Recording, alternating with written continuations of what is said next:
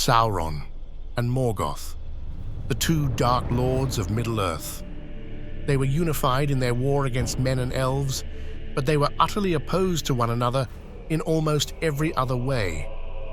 Morgoth loomed as a primordial source of evil, a being who thrived on chaos, scattering fragments of his power across countless corruptions, spreading his essence thin in his nihilistic pursuit of utter destruction. Yet Sauron was a logical spirit who became corrupted into evil ways.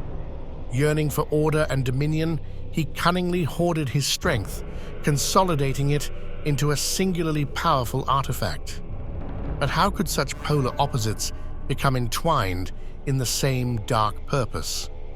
And if they were so different in their aims and methods, how were they able to work together so effectively? In this video, we will answer these questions and more as we unravel the differences between the two Dark Lords of Middle-earth.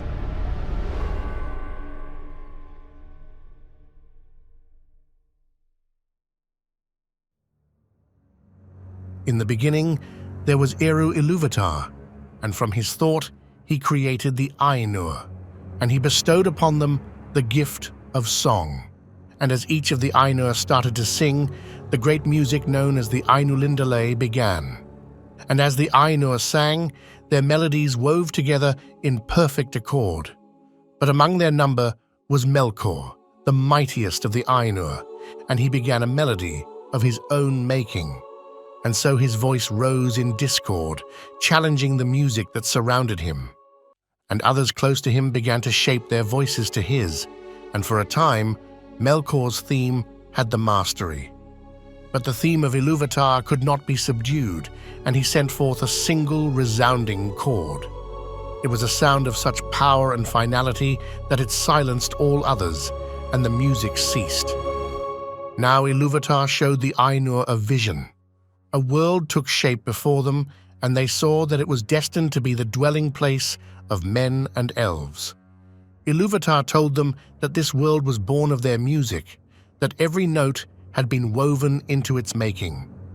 Ilúvatar told Melkor that his dissonance too would only ultimately serve to enhance the glory of the vision, for nothing could exist outside his will. At this, Melkor was consumed by shame and anger. He had desired a creation of his own, a dominion where he would be master and lord, where others would bow to his will and call him king.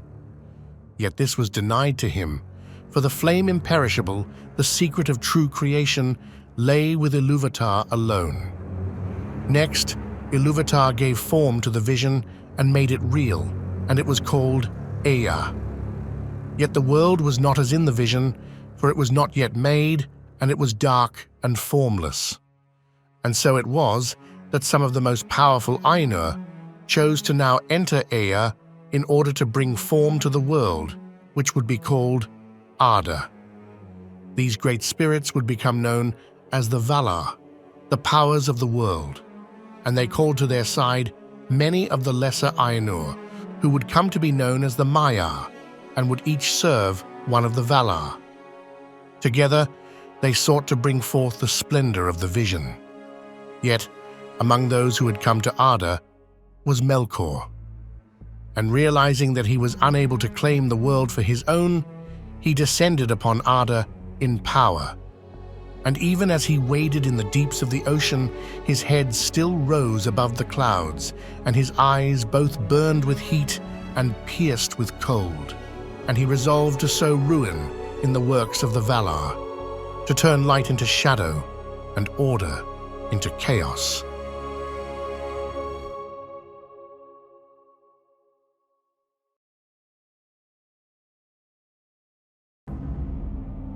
Sauron was once known as Mairon.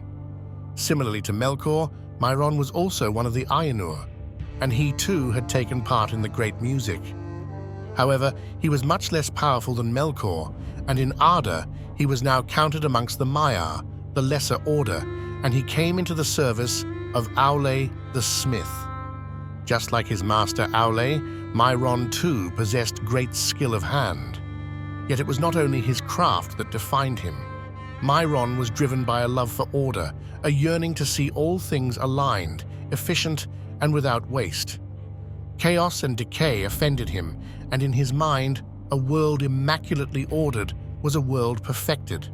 Such was his ideal, and in those early days, it was a virtue. For the labors of the Valar to prepare the world for the coming of the children of Ilúvatar were vast, and Myron's talents would have surely been useful to them. But all too soon, Myron's mind began to darken. For it was in the years of the lamps, while the Valar yet dwelled upon the island of Almaren, that a malevolent force was moving unseen in the shadows. For Morgoth wandered in ardor, sowing seeds of corruption, and he began to recruit those amongst the Maiar who could be corrupted to his cause. But he was not alone, for of the Maiar many were drawn to his splendor in the days of his greatness, and remained in that allegiance down into his darkness.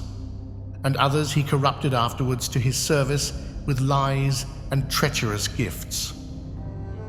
Myron was among the Maiar who hearkened to Morgoth's call, for Morgoth appealed to his deepest yearnings. He spoke of the power that Myron required to enact his vision of order. Myron did not, however, immediately go to Morgoth's side.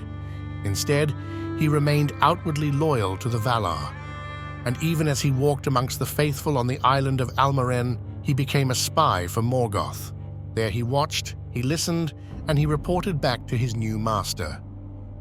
Now Melkor knew all that was done, for even then he had secret friends among the Maiar, whom he had converted to his cause, whether in the first playing of the Ainulindale or afterwards in Ea.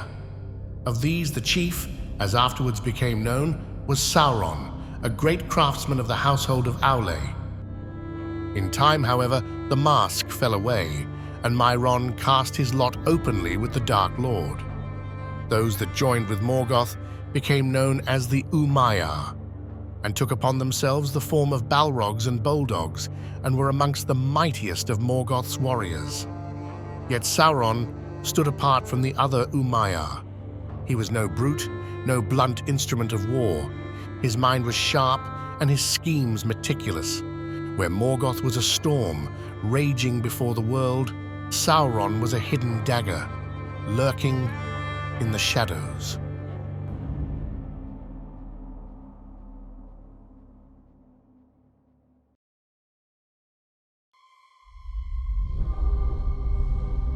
Morgoth was a source of strength unmatched, unrestrained, and unyielding. When Morgoth first descended into Arda, the very mountains broke under his malice, and Arda was reshaped by his rage. Against this raw power, even Sauron seemed but a flickering flame in the wake of a blazing inferno. And though he was cunning and terrible in his own right, even at the height of his power, with his mighty ring upon his finger, Sauron was but a distant echo of the glory Morgoth once possessed. And he also took visible form, but because of his mood and the malice that burned in him, that form was dark and terrible, and he descended upon Arda in power and majesty greater than any other of the Valar, as a mountain that wades in the sea and has its head above the clouds, and is clad in ice and crowned with smoke and fire. And they built lands, and Melkor destroyed them. Valleys they delved, and Melkor raised them up. Mountains they carved, and Melkor threw them down. Seas they hollowed, and Melkor spilled them. And naught might have peace or come to lasting growth, for as surely as the Valar began a labor, so would Melkor undo it or corrupt it. When the Valar made their first dwelling upon Almaren, during the years of the lamps that bathed the world in their mingled light, Morgoth defied them. He came out of his dwelling place in the north and threw down the lamps. As the lamps, which were very great, fell to the earth, the tumult caused the shape of the world to be forever changed. The island of Almaren was consumed by the waters of the Great Lake, and where the lamps fell, two great inland seas were formed.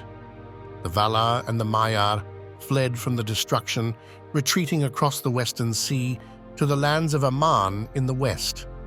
Here They raised the Pelori as a shield against Melkor's wrath, thus fortifying their new realm. And when he saw his time, Melkor revealed himself, and he made war again on the Valar his brethren. And he threw down the lamps, and a new darkness fell, and all growth ceased. And in the fall of the lamps, which were very great, the seas were lifted up in fury, and many lands were drowned. Then the Valar were driven from their abode in Almaren, and they removed from the Middle Earth, and made their home in the uttermost west, in Aman the Blessed, and they fortified it against the onslaught of Melkor. While Morgoth sought domination through sheer power, Sauron's strength lay in his cunning and his abilities of deception. In the Peter Jackson films, Sauron appears in the midst of battle, clad in blackened steel, a towering brute whose mace could scatter armies like leaves upon the wind, and he is only defeated due to a lucky swing of a sword. In truth, although he was undoubtedly formidable by the measure of men and elves, Sauron was not renowned as a great warrior. In the books, as the last alliance of elves and men laid siege to Barad-dûr, he remained behind his walls for 7 long years. For he hesitated to face his enemies directly, emerging only when no other path remained. And when he finally joined the fray, he was defeated in combat by Gil-galad and Elendil.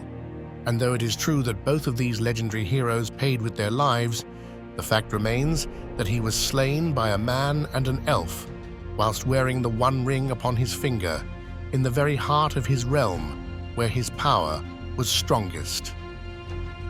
And consider the moment when he was confronted by Luthien Tinuviel and Huan, the great hound of the Valar. So great was the horror of his approach that Huan leaped aside. Then Sauron sprang upon Luthien, and she swooned before the menace of the fell spirit in his eyes and the foul vapor of his breath. But even as he came, falling, she cast a fold of her dark cloak before his eyes, and he stumbled, for a fleeting drowsiness came upon him. Then Huan sprang, and he took his foe by the throat and pinned him down. Then Sauron shifted shape, from wolf to serpent, and from monster to his own accustomed form. But he could not elude the grip of Huan without forsaking his body utterly. Then Sauron yielded himself, and Luthien took the mastery of the isle and all that was there, and Huan released him. Though Sauron may have lacked the sheer, earth-shattering might of Morgoth, he possessed other gifts that his master did not. His mind was his greatest weapon, and he possessed a wisdom tempered by patience and an intelligence as cold as a winter wind. Sauron mastered the art of deception, weaving webs of influence so fine and yet so strong that none could see them until they were caught fast. Like a smith at the forge, he worked his plans with precision, hammering and shaping hearts as one might shape iron, bending them to his will until they gleamed with a dangerous light of their own. Through cunning and charisma, he offered gifts too tempting to refuse, spoke promises too sweet to doubt, and planted seeds of ambition or fear deep within the souls of those he sought to control. He moved among kings and craftsmen alike. Their minds were as ore for his dark forge. He promised power to the weak, knowledge to the curious, and peace to the weary, all whilst cloaking his true intent. And so, though his power seemed lesser in the reckoning of raw strength, through his wisdom, his guile, and his unrelenting patience, Sauron came far closer to achieving his ultimate goal than Morgoth ever did.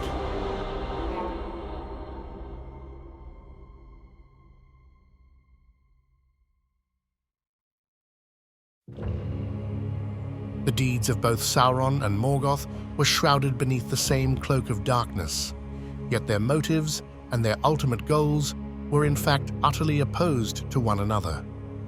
Sauron wished for the world to endure, for he desired all to bow before him, the master of efficiency and the architect of perfect design.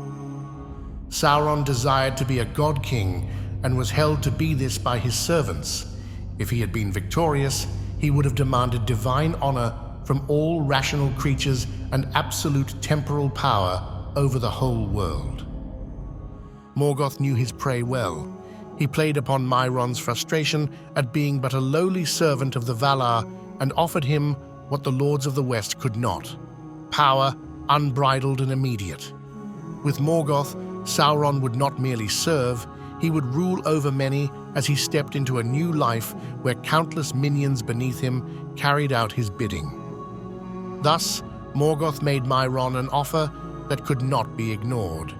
His strength intoxicated Sauron, who believed that by aligning himself with such a force, he could achieve his own ends. However, there was one problem. Morgoth's heart was a furnace of hate, and his purpose was spite in its purest form. His every step, his every action was bent toward the unmaking of the world which Sauron wished to one day rule. This was sheer nihilism, and negation its one ultimate object. Morgoth would no doubt, if he had been victorious, have ultimately destroyed even his own creatures, such as the orcs, when they had served his sole purpose in using them. Melkor could do nothing with ardor which was not from his own mind, and was interwoven with the work and thoughts of others.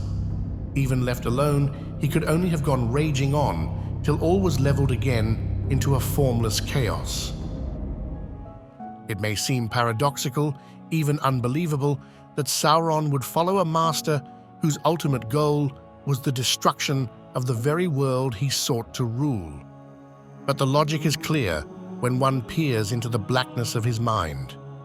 Under the Valar, Sauron would never ascend beyond his station, and he would never be able to enact his vision for the world, as he would be forever bound to their collective will. Morgoth, on the other hand, offered freedom from the rule of the Valar. But more importantly, Sauron admired Morgoth's might, even if he did not share his madness. And it was Morgoth's sheer potency that first caught Sauron's attention. Because of his admiration of strength, he had become a follower of Morgoth and fell with him down into the depths of evil, becoming his chief agent in Middle-earth. In the shadow of Morgoth, where others saw despair, Sauron saw his best chance to bring about his vision for the world. And thus, Sauron fell, not due to a shared vision, but as a calculated next step towards his ultimate goal.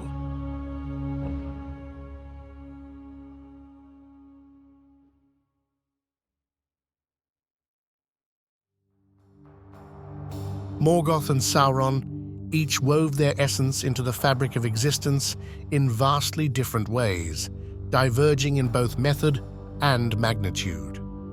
Sauron poured his essence into the creation of the Rings of Power, but mainly into the One Ring, a vessel small yet potent, concentrating his might and amplifying his innate strength. Morgoth, in contrast, chose to scatter himself across the material world. His essence seeped into the very bones of the world, poisoning existence itself. He did this not out of a desire to magnify his power, but out of sheer malice. He wished to stain all things with his spite, leaving no corner of the world unblemished. But at length Melkor returned in secret, and far in the north he made a hidden dwelling. Thence he sent forth his power and turned again to evil much that had been well begun, so that green things fell sick and rotted, and rivers were choked with weeds and slime, and fens were made, rank and poisonous, and the breeding place of flies. And forests grew dark and perilous, the haunts of fear, and beasts became monsters of horn and ivory, and dyed the earth with blood.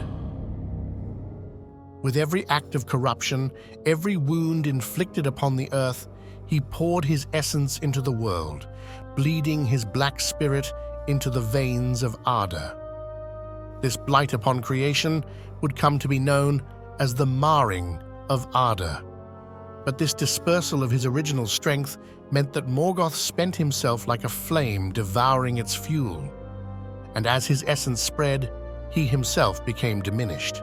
Yet this was no accident. Morgoth chose this path knowingly, for it was his purpose to wound Arda so deeply that none could heal the scars.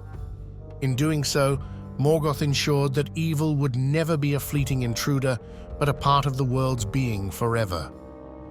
Yet among my people, from wise unto wise out of the darkness, comes the voice saying that men are not now as they were, nor as their true nature was in their beginning. They say plainly that men are not by nature short-lived, but have become so through the malice of the Lord of the Darkness, whom they do not name. That I can well believe, said Finrod, that your bodies suffer in some measure the malice of Melkor, for you live in Arda Mard, as do we, and all the matter of Arda was tainted by him before ye or we came forth. At first glance, Sauron's decision to concentrate and amplify his power may seem the wiser of the two options, the more rational course. Yet in doing so, he created a chink in his own armor, while Morgoth ensured an enduring legacy and, in a sense, made himself immortal. In binding himself to the ring when it met its end, so too did Sauron. And as he rose as a great shadow above the host of the west, and a great wind took him, he was left as nothing more than a powerless wraith, bereft of shape or form, unable to wield influence upon the physical world any longer. Morgoth, however, etched himself into existence in a way that transcended his defeat. It is true that his relentless corruption of Arda drained his strength, leaving him diminished, a broken being incapable of standing against his foes. But even after he was overthrown and cast through the doors of night into the void, his legacy lingered on, and he lives on in all of men's woes. He is the worm in the fruit, the blight in the field, the flicker of madness that stains the minds of those who dare to look too deep into the void. And so, although Sauron's tale ended with the destruction of the ring, Morgoth's legacy lives on, and it shall endure until the very ending of the world.